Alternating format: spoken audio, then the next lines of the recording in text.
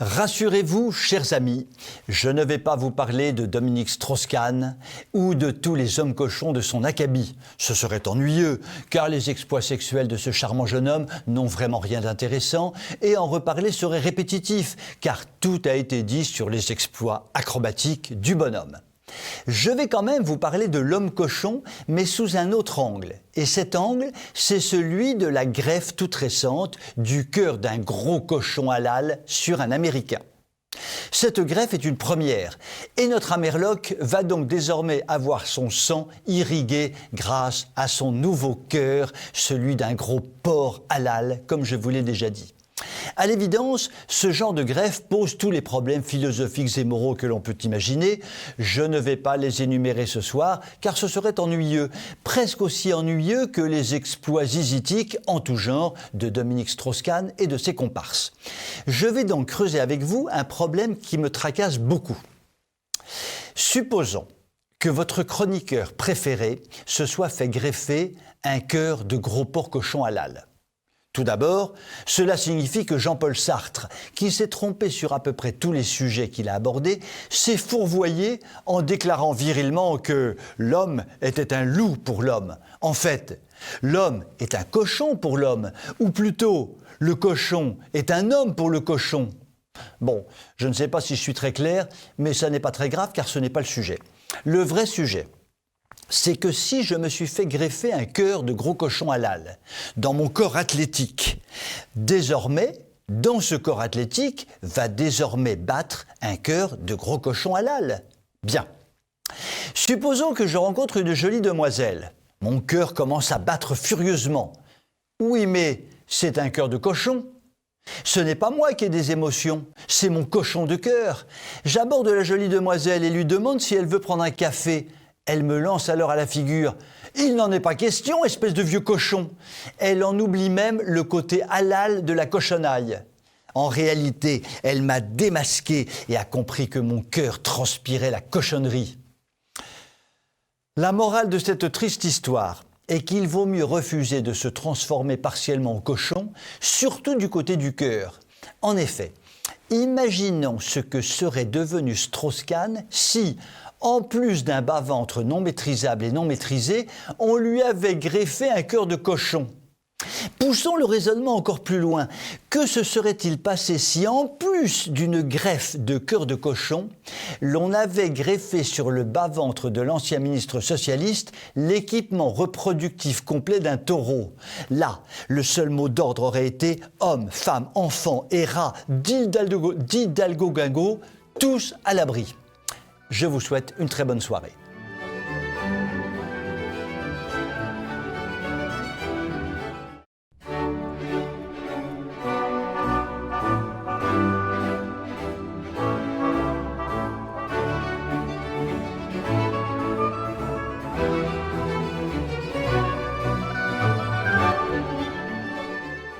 Le réseau de transport d'électricité, dénommé RTE, nous l'annonce dans la joie et la bonne humeur hivernale. Il pourrait y avoir des coupures d'électricité dans notre magnifique pays de France, de Navarre ou d'ailleurs. Les médias ont repris l'information en la dramatisant. En gros, ça va cailler sec dans les chaumières. On va se cailler les miches, comme on dit dans la Creuse, acheter le plus vite possible des doudounes, des écharpes, des collants, des chaussettes chaudes. Et les médias, comme toujours, n'ont pas cherché à informer du pourquoi et du comment de cette caillante généralisée qu'ils annoncent. Et c'est normal, puisqu'ils sont dans l'émotion idéologique et non dans l'analyse raisonnée. J'ai donc décidé ce soir d'être un analyste raisonnable et d'expliquer très simplement pourquoi un pays aussi développé que la France peut en arriver à cette aberration de coupure de courant. Nous avions le système électrique le plus élaboré au monde, fondé sur le nucléaire, et nous exportions gaillardement notre énergie électrique chez nos voisins. La stupidité écologique a abouti au transfert de sommes gigantesques qui auraient notamment dû être consacrées à l'entretien et au développement de notre parc nucléaire, mais qui ont été dirigées vers les pseudo-énergies renouvelables et notamment l'éolien. Il en est résulté que le parc nucléaire n'a plus été entretenu comme il aurait dû l'être. et qu'une politique de réduction des centrales a été mise en œuvre par les gouvernements successifs. Moins de centrales nucléaires et des centrales nucléaires régulièrement mises en veilleuse pour travaux urgents, il ne pouvait en résulter qu'une diminution importante de la production électrique. Parallèlement à cela, l'éolien a englouti des sommes considérables pour une production électrique désespérément faible. Résultat de cette politique suicidaire, notre pays, autrefois envié par le monde entier pour sa production électrique, en est réduit à envisager des coupures de courant parce que l'on est en hiver. Les écologistes de tout poil ont dû oublier un proverbe pourtant simple à retenir: chaleur en été, froideur en hiver. Cela dit, n'en demandons pas trop aux écolos.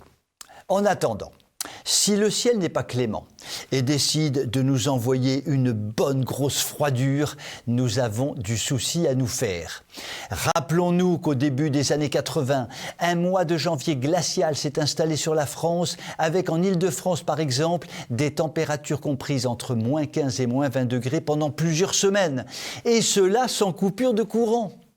Finalement, s'il existe un vrai réchauffement climatique, l'on ne peut que s'en féliciter, car même si notre production électrique s'écroule, ce réchauffement climatique nous évitera de trop nous cailler les miches, comme on dit dans la Creuse.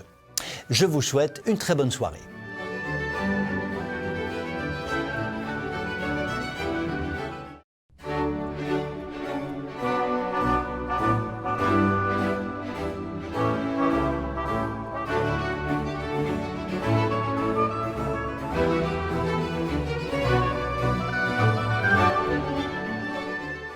Très chers amis de TV Liberté, si je vous dis Covid, à l'évidence, vous n'aurez pas envie de rire et peut-être aurez-vous envie de pleurer. Eh bien pour ce soir, c'est raté, car je vais vous faire vivre un moment de bonheur intense, de joie irrépressible, d'allégresse incontrôlée grâce à ce bon vieux Covid pourri. Commençons par le commencement. Il y a quelques jours s'organise à Bruxelles une manifestation d'ampleur contre la dictature vaccinale. Il fait froid et humide, le ciel est gris et sinistre, il faut être héroïque pour manifester. Et pourtant, la manifestation connaît un grand succès, car les Belges, particulièrement touchés par la dictature sanitaire, n'hésitent pas à contester, à protester, à manifester. Et c'est là que l'on m'a envoyé une vidéo de 16 secondes qui a égayé toute ma soirée. Et la vidéo, je vous le promets, ne faisait que 16 secondes. Alors, quoi qu'on y voyait dans cette vidéo de 16 secondes? Tout d'abord, des forces de l'ordre athlétiques qui réprimaient assez violemment la sympathique manifestation. Puis l'on voit passer entre elles une charmante jeune fille de probablement 13 ans qui s'infiltre parmi les policiers et donne une tape sur la manche d'un des costauds. Le costaud en question essaye de la rattraper. Pathétique. Et la petite jeune fille entame un petit sprint pour se dégager. Il la rend. Un gros costaud la poursuit alors, se prend les pieds dans le bitume et s'écroule d'un seul coup sur le macadam. Et la petite jeune fille disparaît, tout cela en 16 secondes chrono. La scène est tellement comique que j'en ai pleuré de rire toute la soirée et que mon costume en a été tout trempé. Elle est gentille, la gamine, mais ça fait quand même un costume qui m'a coûté, et une cravate, si je l'attrape celle-là. Bon, pour conclure, je me dis deux choses. Tant qu'il y aura des petites jeunes filles de cette trempe, la dictature, sanitaire ou pas, a du souci à se faire. Et tant qu'il y aura des forces de l'ordre aussi lamentables, la dictature, sanitaire ou pas, aura tout de même du mal à s'installer. D'autant plus que nombreuses sont les vraies forces de l'ordre qui sont prêtes à défendre les libertés si besoin est. Nous pouvons donc garder l'espoir. Je vous souhaite une très bonne soirée.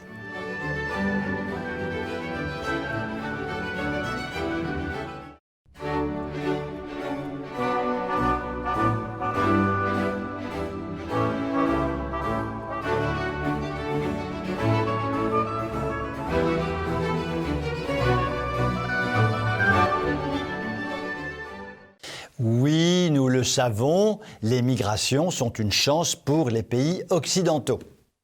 Pour les pays européens, une première chance part du sud de la Méditerranée et s'installe au nord de la Méditerranée.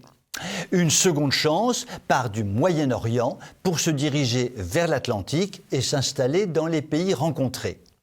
Et comme ces migrations chance pour l'Europe se développent à une vitesse fracassante, les chiffres des migrations 2021 donnent le vertige, un vertige heureux bien entendu. L'on apprend ainsi qu'en 2021, environ 30 000 immigrants clandestins ont été interpellés dans les seuls départements français proches de la frontière italienne. Si l'on a interpellé 30 000 immigrants clandestins, cela peut vouloir dire que les clandestins étaient 2 fois, 3 fois, 4 fois plus nombreux dans un seul département français, puisque par définition, un clandestin clandestine. Et ce que l'on ne dit pas, c'est que ces interpellations ne servent strictement à rien, puisque l'immense majorité des clandestins interpellés resteront sur le sol français, point Akbar. Passons maintenant du côté de la Manche. L'on apprend qu'en 2021, près de 30 000 clandestins sont parvenus à gagner ce pays de cocagne qu'est l'Angleterre, et cela à partir de la côte française, ce qui est 3 fois plus que l'année précédente. La traversée s'est effectuée par l'utilisation de petits bateaux peu sécurisés et surchargés de clandestins, d'où des dizaines de morts à déplorer, les passeurs clandestins étant tout simplement des assassins. Tiens, petite anecdote à propos des passeurs assassins. À la fin de l'année 2021, une vente aux enchères invraisemblable était organisée par l'État français pour se débarrasser des bateaux des passeurs qui avaient été saisis. Il s'agissait en général de bateaux de style Zodiac, équipés de moteurs puissants. Qui donc allait racheter ces bateaux ? Les passeurs, évidemment, qui ont dû se mettre d'accord entre eux pour ne pas faire monter les enchères. Les bateaux saisis risquent donc d'être réutilisés en 2022 par leurs anciens propriétaires peu scrupuleux qui savent parfaitement qu'ils risquent une nouvelle saisie de leurs embarcations, mais qui savent également parfaitement qu'ils pourront les racheter à bas prix lors de la prochaine probable vente aux enchères. Une fois de plus, et comme sur à peu près tous les sujets qui concernent notre belle et douce France, nos pseudo-dirigeants continuent de marcher sur la tête et ne cessent de détraquer notre pays. Puisse le mois d'avril nous offrir un printemps purifié de Macronor, Collicor, Puantor. Je vous souhaite une très bonne soirée.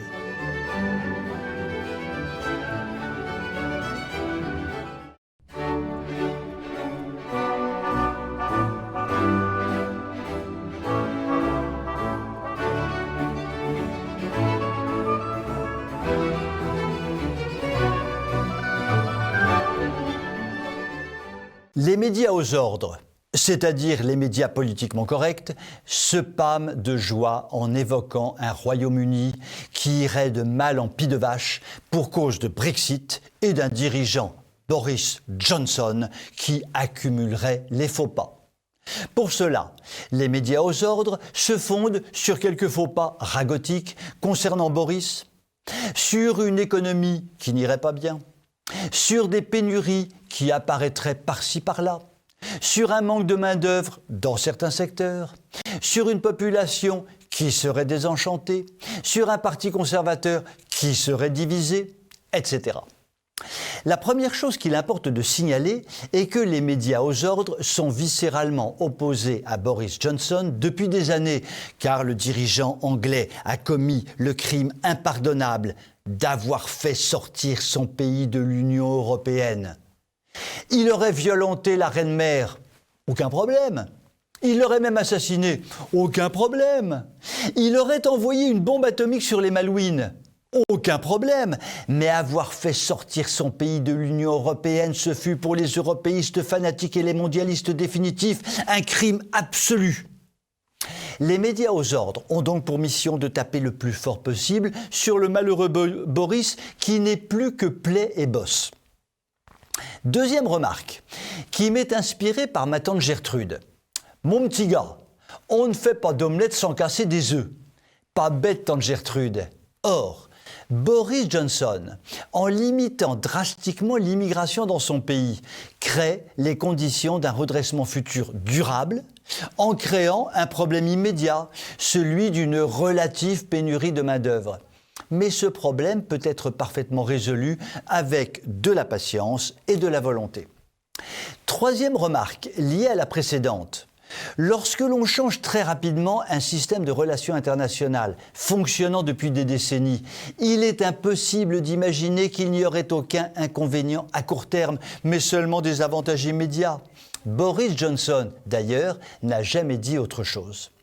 Finalement, ce que les médias aux ordres ne diront jamais, c'est que le Royaume-Uni a quitté avec fracas un système technocratique éminemment dangereux, celui de l'Union européenne, qui était en train de le conduire à la catastrophe. Boris Johnson, en son temps, en a convaincu la majorité de sa population. Les médias, s'ils étaient libres, devraient le reconnaître et devraient être suffisamment honnêtes pour le dire et l'écrire. Mais comme les médias aux ordres expriment une idéologie et non la réalité des choses, il n'y a aucune chance qu'ils disent la vérité sur la situation réelle du Royaume-Uni, qui est bien meilleure que celle qu'ils décrivent. Je vous souhaite une très bonne soirée.